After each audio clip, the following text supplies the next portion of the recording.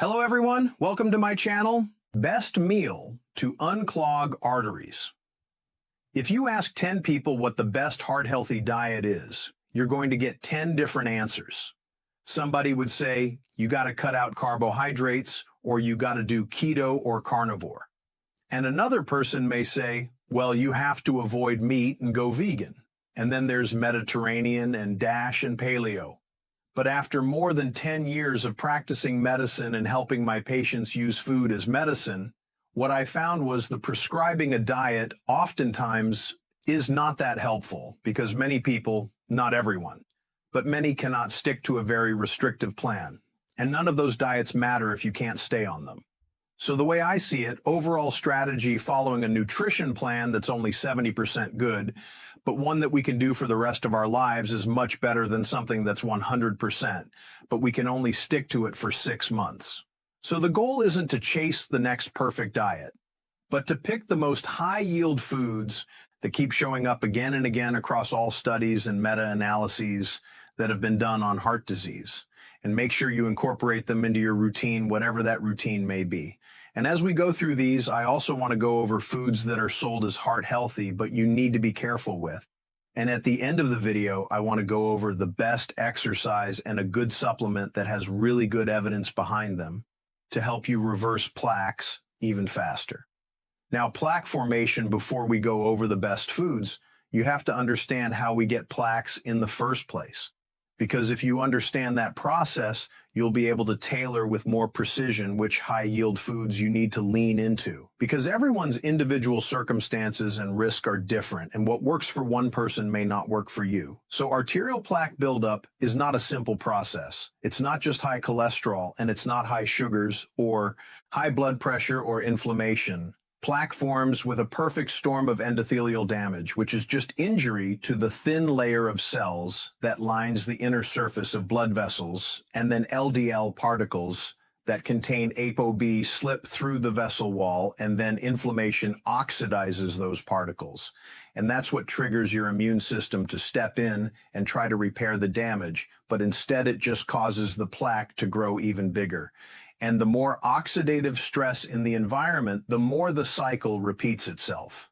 So the high-yield foods that you need to incorporate into your regimen need to target all those mechanisms. Lower ApoB and reduce inflammation and improve your nitric oxide, which then lowers your blood pressure and protects the endothelium. And finally, you need to calm down that overreactive immune, how to get lycopene response. So if you look through all the major studies and meta-analyses of diets that help with atherosclerosis 1, pattern that emerges is the foods that are rich in lycopene. And lycopene is a carotenoid that's mainly found in red and pink fruits and vegetables. So you get it in tomatoes and guava. Watermelon has a lot of lycopene, pink grapefruit, papayas, and lycopene helps because it's an incredibly powerful antioxidant. And one of the main drivers of plaque formation is oxidative stress that leads to cell damage. So lycopene can reverse that by targeting harmful reactive oxygen species. And we have studies that show that high carotenoid levels may slow early stages of atherosclerosis progression. And there was an observational study out of Finland that suggested that lycopene or processed tomato intake may reduce curated. How to approach phytosterol's atherosclerosis.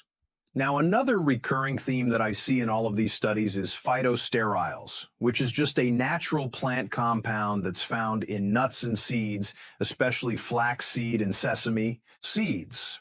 And you can also find phytosterols in legumes and whole grains and in many fruits and vegetables like carrots and broccolis. And you can find them avocados and in many leafy green vegetables. So phytosterols look almost identical to cholesterol, and when you eat them, they compete with cholesterol for absorption in your intestines, which means less cholesterol can make it through and get absorbed.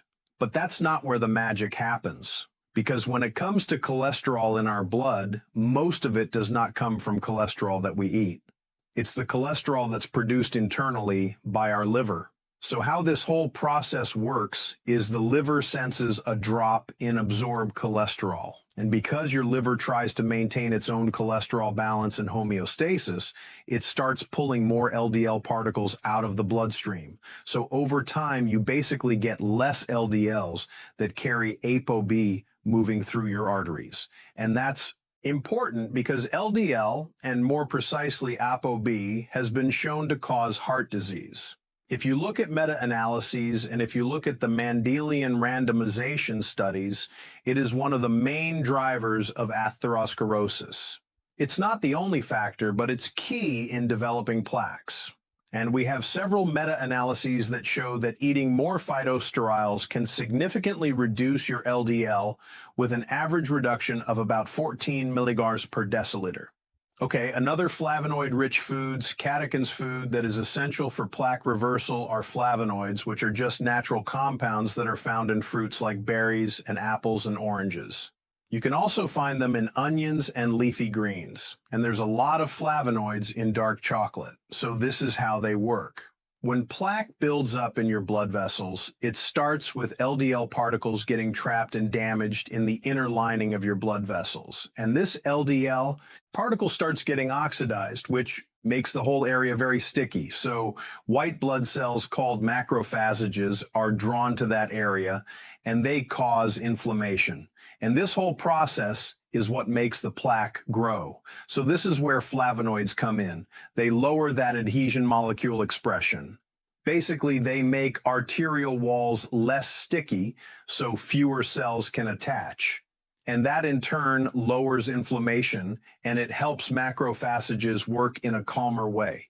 So they don't turn LDL into its damaged and oxidized form. And one subset of flavonoids that is especially important is catechins, which you can find in green and black teas. And there was a meta-analysis that looked at 9 prospective studies that showed that drinking 3 or more cups of green or black tea is associated with a 21% reduced risk of stroke compared to the consumption of less than 1 cup per day. Now, another extra virgin olive oil, important and very powerful nutrient, is extra virgin olive oil. Now, this pops up across many studies, and high intake is associated with a significant reduction in major cardiovascular events like heart attacks. Olive oil is very high in polyphenols and monosaturated fats, which have antioxidant and anti-inflammatory properties. So they help smooth out the damaged endothelium or arterial inner lining. And on top of that, olive oil may also help with insulin sensitivity and reduce inflammation. So mechanistically, you target multiple steps that lead to how to approach seafood atherosclerosis. Now, another food that will help is fatty fish like salmon and mackerel or sardines. These fish are rich in omega-3 fatty acids, especially EPA and DHA, that are incredibly important in keeping your heart and blood vessels healthy. There's clinical studies that show that people eating fatty fish 1 to 3 times per week had a lower risk of heart disease and strokes. And then we have the multi-ethnic study of atherosclerosis, which is one of the largest and longer-running studies on heart disease that found that higher DHA levels was associated with a 12% lower risk of carotid plaque progression. So this is the plaque that can lead to strokes. These omega-3 fatty acids calm down the immune response that aggravates plaques, and they can also increase your nitric oxide production, which then stabilizes the plaque and makes it less likely to rupture and cause clots and problems downstream. Heart-healthy foods to avoid. Now, when it comes to atherosclerosis, it's not enough to eat the right foods, but it's also just as important to try to limit certain foods, especially foods that are very inflammatory. So no surprise here, but we especially want to be careful with processed carbohydrates like pastries and cereals, and any foods that are full of sugar or fructose. So some of the most common offenders that I see, so we're talking about foods that are promoted as heart healthy, but they're actually harming you. Flavored yogurts. Many of them are packed with added sugar. So it's much better to buy plain full-fat yogurts and just add your own sweetener of choice for taste. Now, at this point, most people know that most breakfast cereals are basically dessert and just processed sugars, but there's alternatives that masquerade themselves as healthy, but are not really that much better. So I'm talking about many breakfast bars or granola bars. Make sure you look at the ingredient labels, as many of those are still packed with sugar, but just with healthier packaging. And another sneaky food that I always bring up is, well, it's not a food, but it's a drink and it's juices. If you drink apple juice or orange juice, any type of juice, you're probably getting a lot of added sugars. But even if the label on the bottle says there's no added sugars, or this product only has natural sugars, well, these sugars may be natural, but they're still absorbed in a highly concentrated form. And another problem is these juices don't come with a protective fiber that we would normally get if we're getting it from a fresh fruit.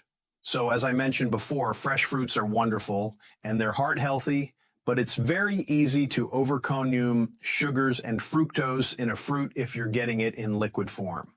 Now, as a bonus, here's best exercise to reverse plaque, some non-food related things that will also help you expedite reversing your atherosclerosis. First, no surprise here, but exercise is extremely important for your heart health. But there's one type of exercise where we actually have evidence in showing that it can reverse arterial plaques. So there was a randomized control study published in the European Journal of Preventive Cardiology that showed that just 6 months of supervised high-intensity interval training, or HIIT, showed a significant reduction in plaque volume. And what was especially amazing, the plaque volume regression after 6 months of this exercise was slightly larger than what they observed with statin intervention. Now, because atherosclerosis is a disease that develops over many years and decades, we don't know how that translates to actual clinical outcomes, but the initial results from the study are pretty best supplement remarkable. Now, beyond exercise, there is one supplement that I want to highlight that actually has decent evidence in slowing the progression of coronary atherosclerosis, and that is aged garlic extract. So there was a double-blind randomized control trial that showed that aged garlic extract can stabilize vulnerable plaques, and there was another randomized control trial that showed that the group that was randomized to take an aged garlic extract for 1 year had a lower progression of coronary artery calcification and improved blood pressure. Now, one more bonus tactic that I recommend to my patients that may help improve cardiovascular health, and that is sauna therapy. Now, this is not something where we have direct evidence that shows plaque stabilization or regression with sauna, but there's plenty of indirect associations. So there's studies that show a link between sauna bathing and improvement in endothelial function. And there's meta-analyses like this one that show that sauna can help with blood pressure. Now, most of the evidence is based on observational and mechanistic data, but there is enough indirect data that supports its health benefits. Not just when it comes to heart disease, but there's also linked to significantly lower risk of all-cause mortality. So, based on the current imperfect evidence, I still think it's a worthwhile intervention to try if you have access to saunas. All right, I hope this was helpful.